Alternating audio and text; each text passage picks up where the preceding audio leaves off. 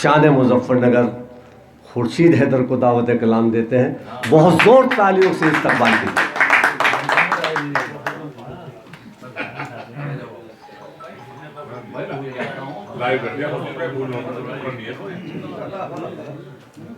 بھائی سب بند کر دو.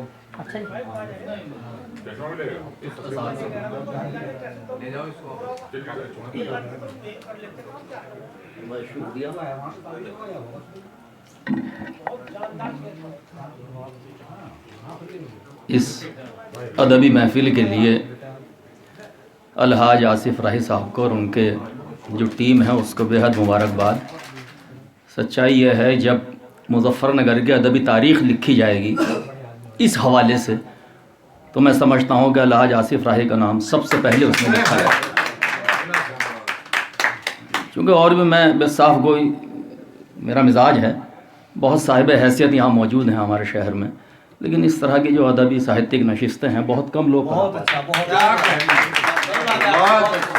بھائی میں ذاتی طور پر مبارکباد دینا چاہتا ہوں آپ کو. ایک تھوڑے سے کیا نام جو ہے اشارے پر یہ محفل سجا بیٹھتے ہیں.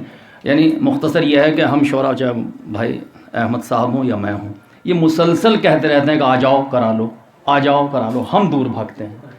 تو یہ ہے میں اپنے عزیز بھائی اے ایم طراز جو ہمارے ضلع سے تعلق رکھتے ہیں ان کا تہہ دل سے خیر مقدم کرتا ہوں کہ وہ آج ہمارے شہر میں موجود ہیں. یہ ہماری آج خوش نصیبی ہے. ایک بہت بڑا نام، تقریباً 45-50 فلموں میں انہوں نے جو ہے اپنے قلمی تعاون ان کا موجود ہے، بہت گیت لکھے ہیں. تو ہمیں فخر ہے اس شخصیت پر کہ وہ آج یہاں تشریف فرما ہے. سچائی یہ ہے کہ شاید یہ انہی کے اعزاز میں شاید آج کا یہ مشاعرہ ہم نے منعقد کیا ہے. بہت مختصر سے نوٹس پر 3-4 روز کے اندر اندر یہ محفل سجائی ہے الحاج آصف راہی صاحب نے. تو میں نے مبارکباد پیش کرتا ہوں. تو طراز بھائی آپ کا ہم خیر مقدم کرتے ہیں اور آپ کو دل بھر کے سنیں گے. بس میں بھی مختصر، مجھے سنتے ہی رہتے ہیں یہ لوگ. بہت جلدی اپنا کچھ اشعار پڑھ کے اپنی جگہ لیتا ہوں. ملاحظہ فرمائیں. ڈاکٹر زیدی صاحب بھی تشریف فرمائیں. چیئرمین صاحب نہیں آپ بیٹھیے. کہ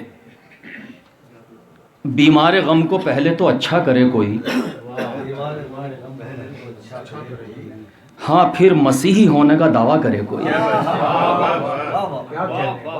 بیمار غم کو پہلے تو اچھا کرے کوئی، ہاں پھر مسیحی ہونے کا دعویٰ کرے کوئی. یہ غالب کی زمین ہے کہ پہلے تو اپنی پیاس کو دریا کرے کوئی، پہلے تو اپنی پیاس کو دریا کرے کوئی، پھر اس کے بعد دھوپ میں سجدہ کرے کوئی.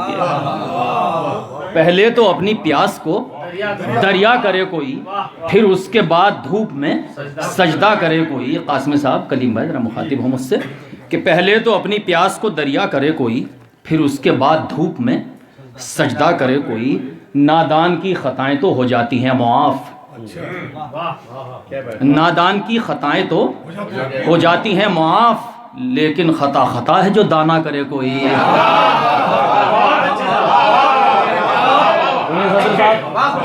نادان کی خطائیں تو ہو جاتی ہیں معاف، لیکن خطا ہے جو دانا کرے کوئی. خود باغبان آگ چمن میں لگائی ہے، خود باغبان آگ چمن میں لگائی ہے. اب یہ بتاؤ کس پہ بھروسہ کرے کوئی. یہ زبان غزل کی ہے شاید. خود باغبان آگ چمن میں لگائی ہے، خود باغبان آگ چمن میں لگائی ہے. اب یہ بتاؤ کس پہ بھروسہ کرے کوئی. اور دشمن سے جنگ کرنا تو دستور ہے مگر، دشمن سے جنگ کرنا تو دستور ہے مگر بھائی ہو دشمنی پہ تو پھر کیا کرے کوئی.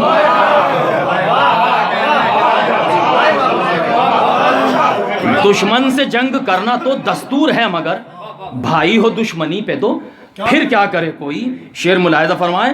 یہ 2 شعر غزل کے ہو گئے کہ بھائی ہو دشمنی پہ تو پھر کیا کرے کوئی.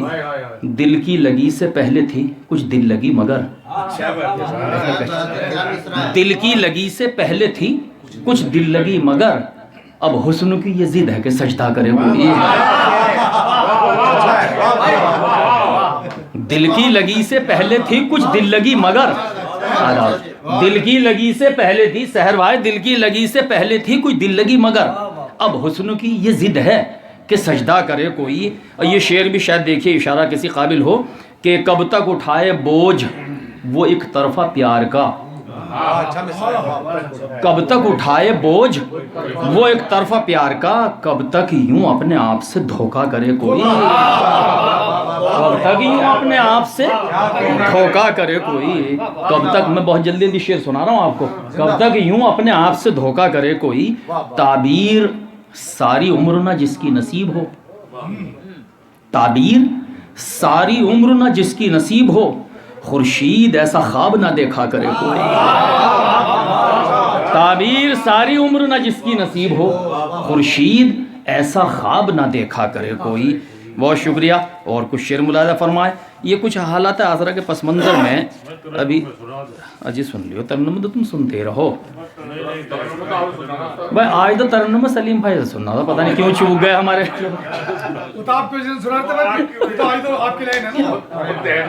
नहीं, आज ये ने इशारा किया था यार तरन्नुम की फरमाइश कर दो, मना बिल्कुल मत करियो।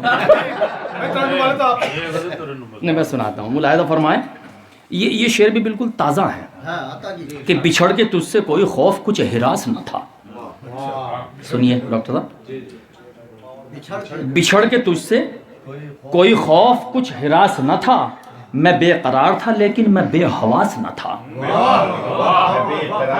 मैं बेकरार था लेकिन मैं बेहवास न था।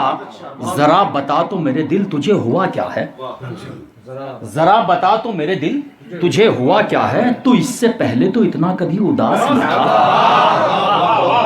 ये ताज़ा शेर, बहुत शुक्रिया। जरा बता तो मेरे दिल तुझे हुआ क्या है, तू इससे पहले तो इतना कभी उदास न था। न जाने किसकी महक थी वो मेरी सांसों में, अच्छा मिसाल है, वाह। न जाने किसकी महक थी वो मेरी सांसों में, बहुत तलाश किया कोई आस पास न था। न जाने किसकी महक थी वो मेरी सांसों में, बहुत तलाश किया कोई आस पास न था। वो तख्तो ताज को रखता था अपने ठोकर पे, वो तख्तो ताज को रखता था अपनी ठोकर पे, बदन पे जिसके कोई कीमती लिबास न था।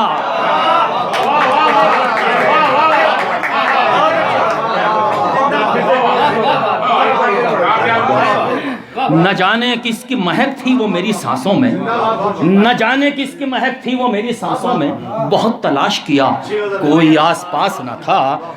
वो तख्तो ताज को रखता था अपनी ठोकर पे, क्या बात है, वो तख्तो ताज को रखता था अपनी ठोकर पे, बदन पे जिसके कोई कीमती लिबास न था, बदन पे जिसके कोई, बहुत शुक्रिया, बदन पे जिसके कोई कीमती लिबास न था। अब ये 3-4 शेर हालात हाजरा के पस मंजर में डॉक्टर साहब ने याद दिलवा दिए, वरना मेरे याद नहीं थे, मैं यही शेर इंतखाब करके लाया। सुनिए कि नफरत की अंधी दुनिया में चाहत का इनाम है क्या। बल्कि मुलाहिजा फरमाएं कि उस बस्ती में आग लगी है, ये भी कैसा मंजर है। चेयरमैन साहब, ये भी कैसा मंजर है। उस बस्ती में आग लगी है, ये भी कैसा मंजर है, जिसके दक्षिण पूरब पश्चिम तीनों और समंदर है। भाई शायरी इशारा के नाव का नाम है एलान दिलशाद साहब। उस बस्ती में आग लगी है, ये भी कैसा मंजर है। उस बस्ती में आग लगी है कलीम भाई, उस बस्ती में आग लगी है, ये भी कैसा मंजर है। और जिसके दक्षिण पूरब पश्चिम तीनों और समुंदर है, जिसके दक्षिण पूरब पश्चिम, बहुत शुक्रिया, आदा शुक्रिया डॉक्टर साहब, कि उस बस्ती में आग लगी है, ये भी कैसा मंजर है, जिसके दक्षिण पूरब पश्चिम तीनों और समुंदर है। और मैं नहीं कहता मेरी मानो खुद पर खो इस दुनिया को, मैं नहीं कहता मेरी मानो खुद पर खो इस दुनिया को, लब पर बातें मीठी मीठी आस्तीन में खंजर है। मैं नहीं कहता मेरी मानो खुद पर खो इस दुनिया को, मैं नहीं